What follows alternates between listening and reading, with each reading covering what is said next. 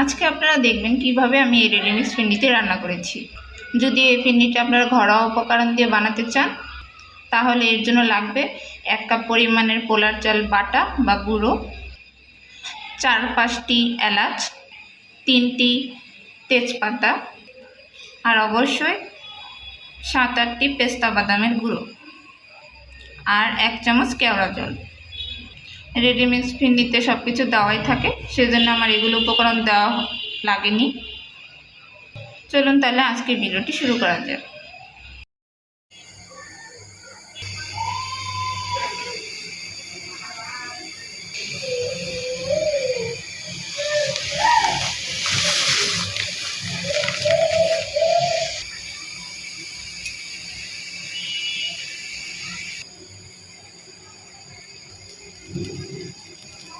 এখানে আমি কাজু বাদাম ও পেস্তা বাদাম গুঁড়ো করে নিয়েছি।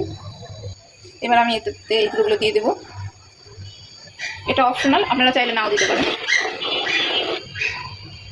এবার এটিকে ভালো করে জাল করে কমিয়ে নেব।